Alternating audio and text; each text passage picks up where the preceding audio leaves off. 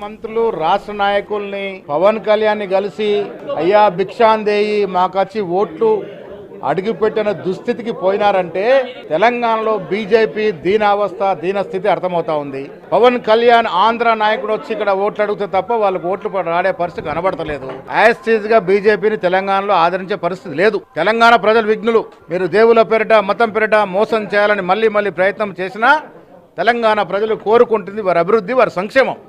ఆ సంక్షేమం, ఆ అభివృద్ధి కాంగ్రెస్ పార్టీ పరిపూర్ణంగా ఇస్తుంది. కాబట్టి ఇవాళ 90% పైగా మున్సిపాలిటీ కాంగ్రెస్ వైపు చూస్తూ ఉన్నాయి. కాబట్టి ఆ భయంతో ఇవాళ పవన్ కళ్యాణ్ లాంటి సినీతారుల్ని బీజేపీ నాయకులు పోయి అడుక్కునే పరిస్థితి వచ్చింది.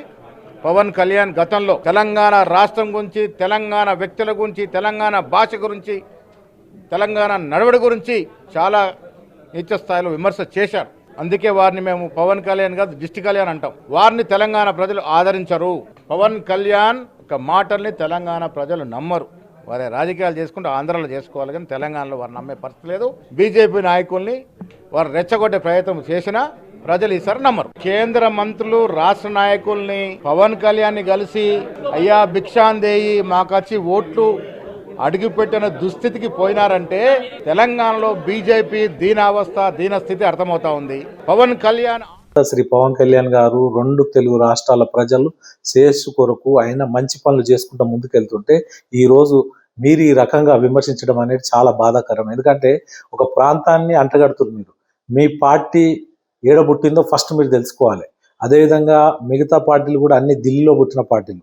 జనసేన పార్టీ మాత్రం తెలంగాణ గడ్డ మీద పుట్టింది. అది మర్చిపోవద్దు. తెలంగాణ ప్రజలు ఆయనకు బలంగా నిలబడతారు.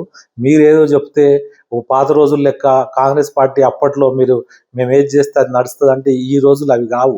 ఈ రోజులు మారిరు, జనాలు మారిరు, యువత మారింది. నాకు నచ్చిన పార్టీలో నేను ఉంటాను. నీకు నచ్చిన పార్టీ కాంగ్రెస్ అయితే నాకు నచ్చిన పార్టీ జనసేన. మీరు అది అర్థం చేసుకోవాలి.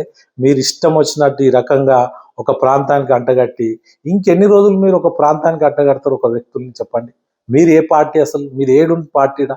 ఢిల్లీలో ఉంది, ఢిల్లీలో పోయి కొట్లాడుకో. వీడికి ఎందుకు వచ్చింది మళ్ళీ? మీరు కాంగ్రెస్ పార్టీ ఇక్కడ కానే కాదు అని చెప్పారు అనుకో, మీరు ఏం చేస్తారు అప్పుడు చెప్పండి? ఇవన్నీ మీరు ఆలోచించి మాట్లాడాలి. మీకు ఎవరు పిసిసి ప్రెసిడెంట్ ఇచ్చారు? మీకు దమ్ముంటే బీసీని హోమ్ మినిస్టర్ చేయమని చెప్పు రేవంత్ రెడ్డి గారికి. దమ్ముంటే రాహుల్ గాంధీకి చెప్పు బీసీలకు మంచి అవకాశం ఇవ్వమని, ఎస్సీలకు అవకాశం ఇవ్వమనండి, ఎస్టీలకు అవకాశం ఇవ్వమనండి. అంత ఫాల్తు రాజకీయాలు చేసుకుంటా ఇంకెన్ని రోజులు చేస్తారు ఇటువంటి రాజకీయాలు చెప్పండి? అరే ఒక నిజాయితీ పరుడు 110 కోట్ల రూపాయలు రైతులకు ఇచ్చిన దానకర్ణుడు అసంటి వ్యక్తి గురించి మాట్లాడడానికి మీకు నోరెట్లు వస్తుంది చెప్పండి? మీకు అంటే మంచి పనులు చేయొద్దు, మంచి వాళ్ళు రావద్దు రాజకీయాలలో. మీరే ఉండాలి, మీ కొడుకులు ఉండాలి, మీ పిల్లలు ఉండాలి, మీ భార్యలు ఉండాలి, మిగతా మీరే ఉండాలి. ఇక మీ చుట్టాలు ఉండాలి. వేరేవాడు రావద్దు, వేరే పార్టీలు పెట్టొద్దు, వేరే పార్టీ పరంగా ఎదగొద్దు. వేరే పార్టీ పెడితే ప్రాంతానికి అంటగట్టాలి. ఇంకెన్ని రోజులు చేస్తారు ఇటువంటి పాత రాజకీయాలు? తరం మారింది, యువత ఆలోచిస్తుంది. ఆలోచించుకోండి. రాబోయే రోజుల్లో మీకు పడే ఓట్లు కూడా పడాయి. ఇప్పుడు మీకు చెప్తున్నా నేను, మీకు నిజంగా ఈ తెలంగాణ ప్రజల మీద ఏదన్నా కొంచెమన్నా జ్ఞానం ఉంటే, తెలంగాణ ప్రజలకు ఏదన్నా చేయాలన్న ఆలోచన ఉంటే ఫస్ట్ మీరు పెట్టిన హామీలు నెరవేర్చండి. ఏవైతే హామీలు ఇచ్చారు కదా, తులం బంగారం, స్కూటీ ఇస్తున్నారు, మహిళలకు 4,000 రూపాయలు నిరుద్యోగ భత్యం ఇస్తున్నారు, రైతులకు 10,000 ఏది ఇన్సూరెన్స్ చేయిస్తున్నారు. పాస్బుక్లు గతి లేవు తెలంగాణలో రైతులు పాస్బుక్ల గురించి 8 నెలలు అయిపోయింది. ఇప్పటికి పాస్బుక్లు ప్రింట్ చేయడానికి డబ్బులు గతి లేవు. మీరు మాట్లాడతారా? దాని మీద దృష్టి పెట్టండి. ఇవన్నీ కాదు. మీకు దమ్ము ఉంటే రేపు ఎలక్షన్లో మేము ఎన్డీఏ అలయన్స్లో మేము కొన్ని చోట్ల పోటీ చేస్తున్నాం. భారతీయ జనతా పార్టీతో కలిసి మేము ప్రచారం చేస్తున్నాం. దాంట్లో తెలుసుకుందాం. అంతేగాని మీ ఇష్టం వచ్చినట్టు ఇది ఆ ప్రాంతం, ఈ ప్రాంతం. ఎవరా? ఏ ప్రాంతం? నీదే ప్రాంతం చెప్పు. నీ పార్టీది ఏ ప్రాంతం? నేను అడుగుతున్నా, నేను ప్రశ్నిస్తున్నా. నేను జనసేన ఇలా పుట్టింది. ఖబర్దార్ మరోసారి అంటే బాగుండదు. ఖబర్దార్ మహేష్ కుమార్ గౌడ్. ఎందుకంటే మీ వ్యాఖ్యలు నేను చూడడం జరిగింది. జనసేన పార్టీ పురుడు పోసుకుంది తెలంగాణ గడ్డ మీద. అదేవిధంగా మీ కాంగ్రెస్ పార్టీ పుట్టింది ఢిల్లీలో. మిగతా పార్టీలు, జాతీయ పార్టీ అంటే ఏంది? జాతీయ స్థాయిలో అన్ని వర్గాలని, అన్ని ప్రాంతాలని, అన్ని రాష్ట్రాలను కలుపుకుంటేనే ఒక జాతీయ పార్టీ. మీ జాతీయ పార్టీ అని చెప్పి ఈరోజు మీరు విచ్చలవిడిగా ఈ రకంగా మాట్లాడడం కరెక్ట్ కాదు.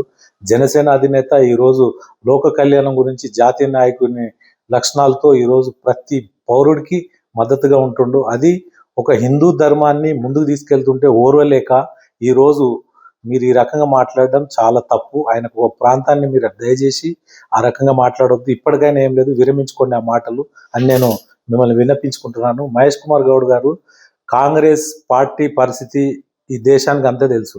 ఏదో 2-3 రాష్ట్రాలలో ఉంది. ఆ 2-3 రాష్ట్రాలలో కూడా పోయే పరిస్థితి మీరు తెస్తున్నారు.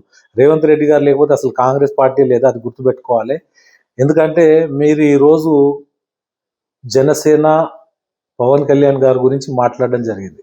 నేను ఒకటే అంట, జనసేన అధినేత శ్రీ పవన్ కళ్యాణ్ గారు 2 తెలుగు రాష్ట్రాల ప్రజలు శ్రేయస్సు కొరకు ఆయన మంచి పనులు చేసుకుంటూ ముందుకెళ్తుంటే ఈరోజు మీరు ఈ రకంగా విమర్శించడం అనేది చాలా బాధాకరం. ఎందుకంటే ఒక ప్రాంతాన్ని అంటగడుతున్నారు మీరు. మీ పార్టీ ఏడబుట్టిందో ఫస్ట్ మీరు తెలుసుకోవాలి. అదేవిధంగా మిగతా పార్టీలు కూడా అన్ని ఢిల్లీలో పుట్టిన పార్టీలు. జనసేన పార్టీ మాత్రం తెలంగాణ గడ్డ మీద పుట్టింది, అది మర్చిపోవద్దు. తెలంగాణ ప్రజలు ఆయనకు బలంగా నిలబడతారు. మీరేదో చెప్తే ఓ పాత రోజులు లెక్క కాంగ్రెస్ పార్టీ అప్పట్లో మీరు మేము ఏది చేస్తే అది నడుస్తుంది అంటే ఈ రోజులు అవి కావు. ఈ రోజులు మారిరు, జనాలు మారిరు, యువత మారింది. నాకు నచ్చిన పార్టీలో నేను ఉంటాను, నీకు నచ్చిన పార్టీ నీకు నచ్చిన పార్టీ కాంగ్రెస్ అయితే, నాకు నచ్చిన పార్టీ జనసేన. మీరు అది అర్థం చేసుకోవాలి. మీరు ఇష్టం వచ్చినట్టు ఈ రకంగా ఒక ప్రాంతానికి అంటగట్టి ఇంకెన్ని రోజులు మీరు ఒక ప్రాంతానికి అంటగడతారు ఒక వ్యక్తుల్ని? చెప్పండి. మీరు ఏ పార్టీ, అసలు మీరు ఏడు పార్టీడా? ఢిల్లీలో ఉంది, ఢిల్లీలో పోయి కొట్లాడుకో. వీడికి ఎందుకు వచ్చిన మళ్ళీ మీరు కాంగ్రెస్ పార్టీ ఇక్కడ గానే కాదు అని చెప్పారు అనుకో, మీరు ఏం చేస్తారు అప్పుడు చెప్పండి? ఇవన్నీ మీరు ఆలోచించి మాట్లాడాలి. మీకు ఎవరు పిసిసి ప్రెసిడెంట్ ఇచ్చారు? మీకు దమ్ముంటే బీసీని హోమ్ మినిస్టర్ చేయమని చెప్పు రేవంత్ రెడ్డి గారికి. దమ్ముంటే రాహుల్ గాంధీకి చెప్పు బీసీలకు మంచి అవకాశం ఇవ్వమని, ఎస్సీలకు అవకాశం ఇవ్వమనండి, ఎస్టీలకు అవకాశం ఇవ్వమనండి. అంత ఫాల్తు రాజకీయాలు చేసుకుంటా ఇంకెన్ని రోజులు చేస్తారు ఇటువంటి రాజకీయాలు చెప్పండి? అరే ఒక నిజాయితీ పరుడు 110 కోట్ల రూపాయలు రైతులకు ఇచ్చిన దానకర్ణుడు అసొంటి వ్యక్తి గురించి మాట్లాడడానికి మీకు నోరెట్లు వస్తుంది చెప్పండి? మీకు అంటే మంచి పనులు చేయొద్దు, మంచోళ్ళు రావద్దు రాజకీయాలలో. మీరే ఉండాలి, మీ కొడుకులు ఉండాలి, మీ పిల్లలు ఉండాలి, మీ భార్యలు ఉండాలి, మిగతా మీరే ఉండాలి. ఇక మీ చుట్టాలు ఉండాలి. వేరేవాడు రావద్దు, వేరేవాళ్ళు పార్టీలు పెట్టొద్దు, వేరేవాళ్ళు పార్టీ పరంగా ఎదగొద్దు. వేరే పార్టీ పెడితే ప్రాంతానికి అంటగట్టాలి. ఇంకెన్ని రోజులు చేస్తారు ఇటువంటి పాత రాజకీయాలు? తరం మారింది, యువత ఆలోచిస్తుంది. ఆలోచించుకోండి, రాబోయే రోజుల్లో మీకు పడే ఓట్లు కూడా పడాయి. ఇప్పుడు మీకు చెప్తున్నా నేను, మీకు నిజంగా ఈ తెలంగాణ ప్రజల మీద ఏదన్నా కొంచెమన్నా జ్ఞానం ఉంటే, తెలంగాణ ప్రజలకు ఏదన్నా చేయాలన్న ఆలోచన ఉంటే ఫస్ట్ మీకు పెట్టిన హామీలు నెరవేర్చండి. ఏవైతే హామీలు ఇచ్చిరు కదా, తులం బంగారం, స్కూటీ ఇస్తాన్నారు మహిళలకు, 4,000 రూపాయలు నిరుద్యోగ భత్యం ఇస్తాన్నారు, రైతులకు 10,000 ఏది ఇన్సూరెన్స్ చేయిస్తాన్నారు.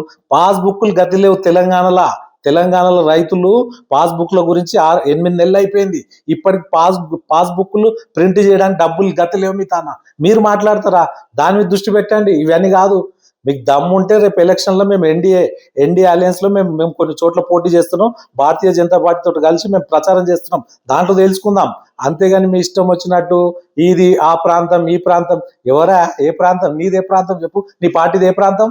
నేను అడుగుతున్నా, నేను ప్రశ్నిస్తున్నా. నేను జనసేన ఇలా పుట్టింది, ఖబర్దార్ మరోసారి అంటే బాగుండదు. మహేష్ కుమార్ గౌడ్.